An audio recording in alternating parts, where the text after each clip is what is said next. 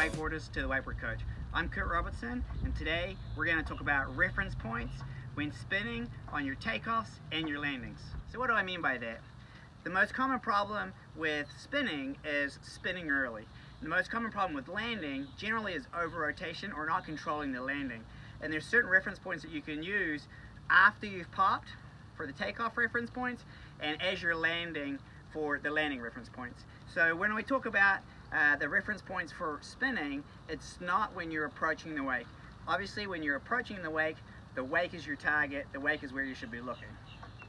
Okay, so the main reference points that we're talking about on takeoff are 10 o'clock and 2 o'clock. Remembering that the boat's pointing down the lake at 12 and you're in the center of the clock.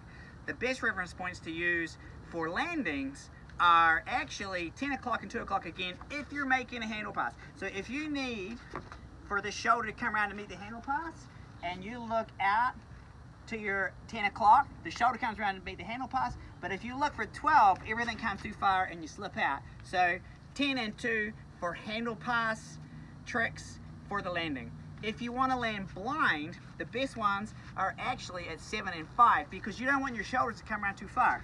So once you're landing the blind ones, if you are here with your eyes locked out at your reference point at 7, you're stable. If you turn too far, it pops the handle because it creates tension on the line. Now a good example here is like a left foot forward, hillside backside 180, where we've got our popping reference point out at 10 o'clock. So you're going to pop, so the wake is your target while traveling to the wake. But once you've popped, if you keep your eyes out to 10 o'clock, when you initiate that spin, it helps delay the spin. Because when your head goes first, your body follows it and the handle moves and you're spinning early because of that. The handle makes you spin. But to go with the theory of pop, set your axis and then spin on it, if you pop, look out to your reference point, but initiate the spin while looking at your 10 o'clock reference point, and then come around for your 10 or 7 o'clock reference point for the landing, it helps you set an axis, spin on it, but then be in the correct position for landing it.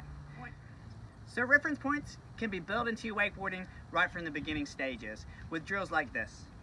Where Kira's doing my double whammy drill with a back 180 and a switch torso back 180, and where Jay's doing a two-part 360 where he's landing looking at 2 and then continues on still looking at 2 to finish it off. In this drill where Kira's looking at 2 for the takeoff and 6 o'clock for the landing.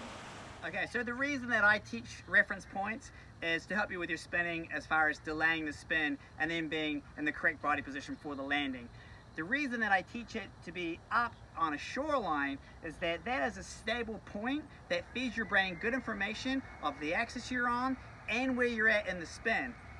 Looking down, not only does it sometimes tilt you off axis, but looking down with the moving water, it all looks the same. It's not feeding you the same information as a stable point on the shoreline. So if we look at Beck doing a sick mute switch 3 here, where she really goes all the way up, looking out to 2 o'clock, and then as she's coming around, she's going for the handle pass, so she brings her head around so the shoulder can meet the handle pass. She's got a indie backside 180 here, going up, looking out at her 10 o'clock, and then for the landing, because it's blind, she is looking out at her 7 o'clock.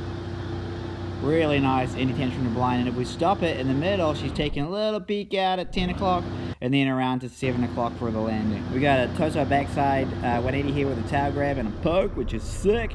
Going all the way up, looking at it, her 2 o'clock, and then drops out of it, brings the head around, out so the shoulder meets the handle pass. Same goes for rat tricks here with Jim, torso back 180. It's got the little handle in, eyes out to 2 o'clock for the pop to set that stability to continue on with the spin. And he's got a sick roll to blind here, and when we stop it, looking for his landing, he's checking his reference point out before the spin, out at 2 o'clock, and then moves his head around to 4 o'clock to set that stability for the landing and to stop the rotation. Thanks for watching this instructional. If you enjoyed the content, go ahead and hit the like button and the subscribe. Leave a comment on things that you'd like to see in the future. Thanks to Jay and Kara, Beck and Jim for putting their bodies on the line to help me make this instructional. We'll see you out there and stay safe on the water.